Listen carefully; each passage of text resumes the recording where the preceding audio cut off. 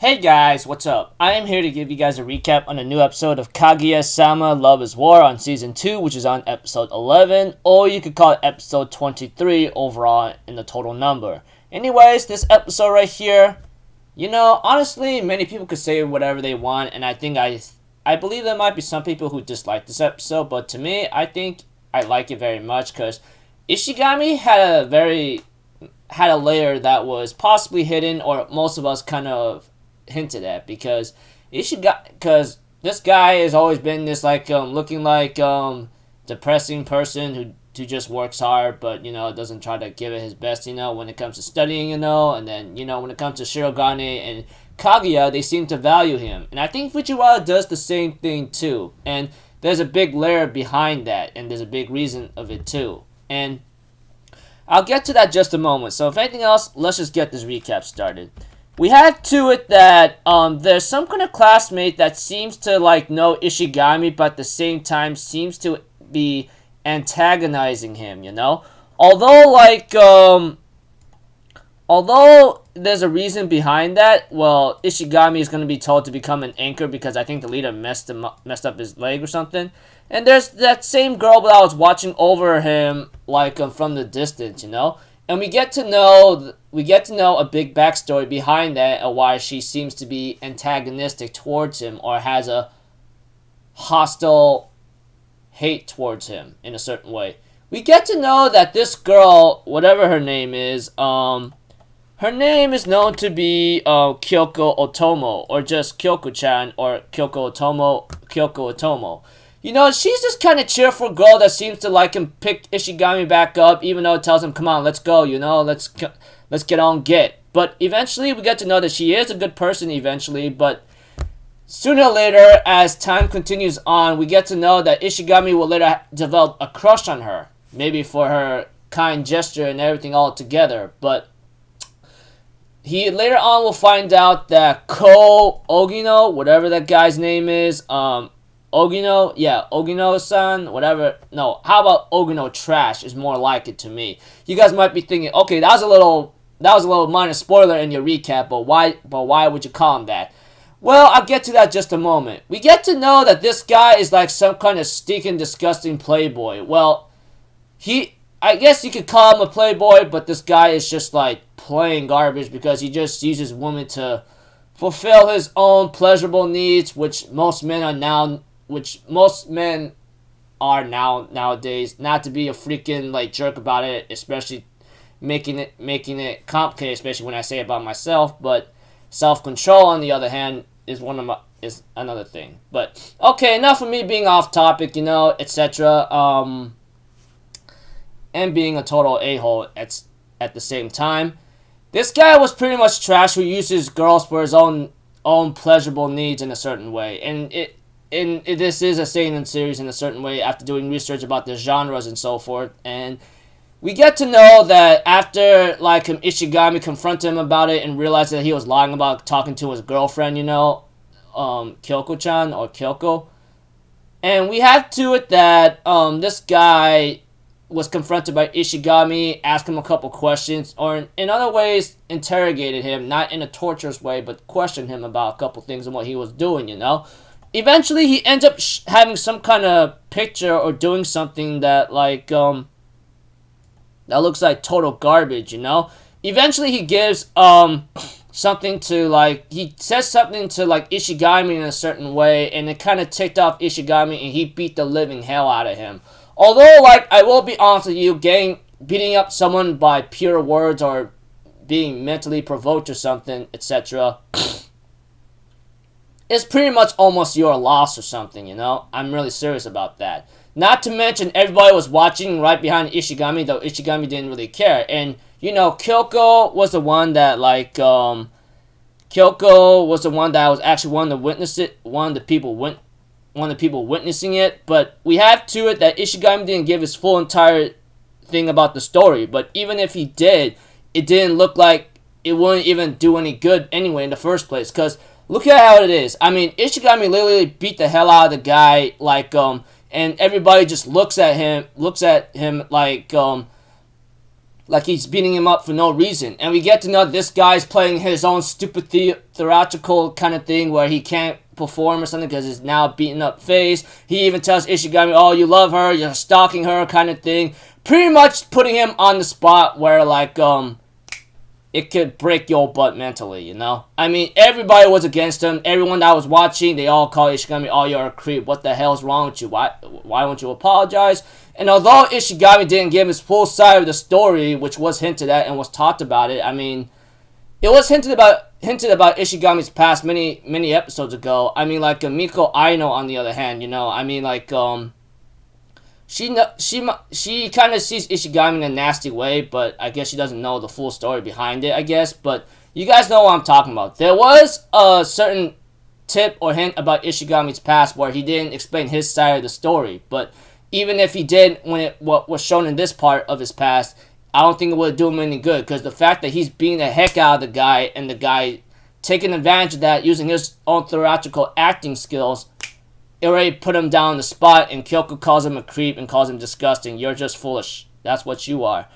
And although he was suspended for a month and was told to write an apology letter, I'm like, he decides not to do it because he has nothing to apologize for, because the guy got what he deserved, you know? And etc. But we also get to know that the people who helped him out the most were Shirogane and the student council members. We get to know that Shirogane actually investigated into this very further, you know? I mean, thanks to Kaguya's help, Fujiwara and Shirogane working together, they wonder why was Ishigami suspended, you know, that kind of thing. And we get to know and look into it, saying that, like, you know, ever since that day, like, Ogino broke up with Kyoko because of that incident, because you beat the hell out of him, etc. And on the other hand, Kyoko is still smiling. No nasty rumors have gone about after he threatened you with it, you know, that kind of thing. It was pretty hectic. Even though Ishigami never told anyone, Shirogane and the student council members investigated this deeply, wondering why did he get suspended, and there might be something more behind the scenes of the reasons why he did all that. And honestly, that's really nice, because you don't find that kind of people nowadays. Instead, they just take on what it is about the rumors, and then they just don't understand or look deep into it, or the person just doesn't say what he says from his own perspective, or tells his own side of the story. Even if Ishigami did tell his own side of the story, it's almost like no one would believe him unless it is believable. But without sufficient evidence or proof about that, how's it going to work, you know? So Ishigami was put in a tough spot after that incident, but like I said, Shirogane and the student council members decided to go, hey, let's look into this, because there has to be more behind the scenes behind this incident, you know? And because of that, Shirogane, however, did tell Ishigami, I think that was another better way you could have handled it, but the fact that you achieved your objective, like, you protected Kyoko-chan's smile and all that, and nothing bad was spread about her was going around kind of thing.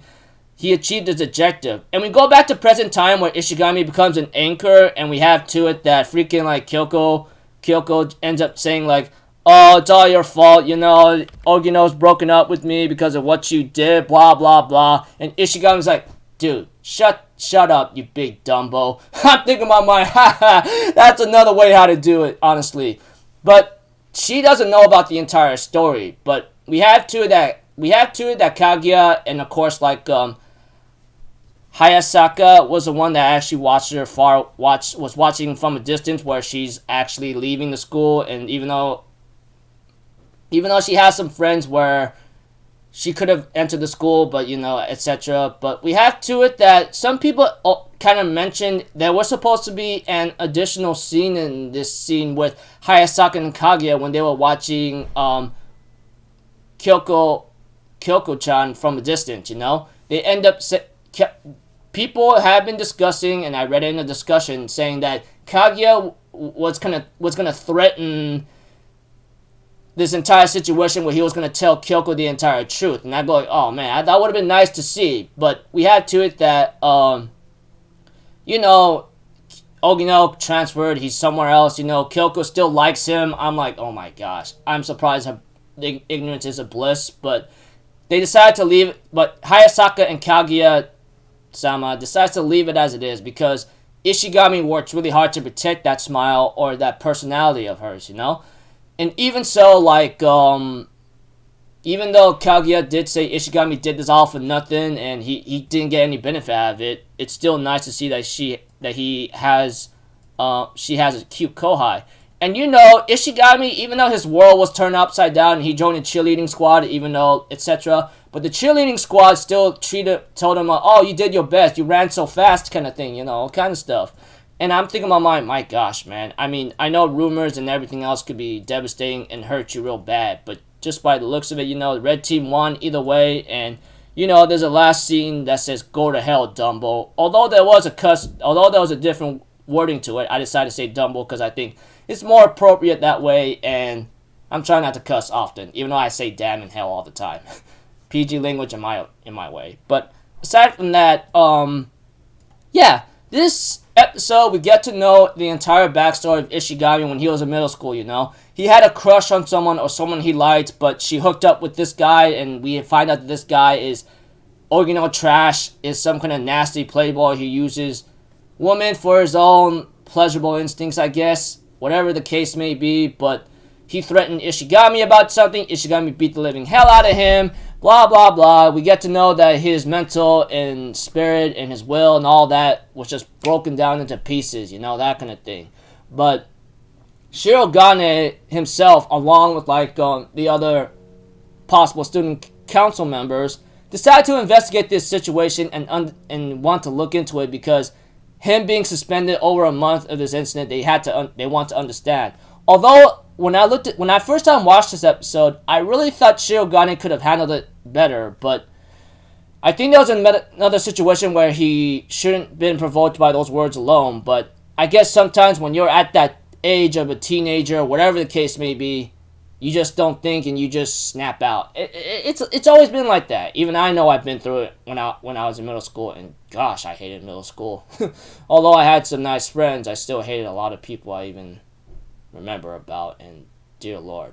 Well, aside from that being off topic, etc., yeah, this backstory, this entire episode, most of the time was about Ishigami a bit, about his backstory, and Kyoko doesn't even know the entire story, and she's just ignorant about it, or never bothered to even understand it, but I guess that's what Ishigami wants. I mean, the guy may look like a dark depressing, and he's not all cheerful, but we get to know the reason why for it, but in Shirogane and the other student council members were his supporting get your butt up. We all know what happened, Even though you never said anything about the truth, you decide to zip it, but we decide to investigate. You're not a bad person. You achieved your objective, so here's what you should write to this guy. Go to hell, Dumbo.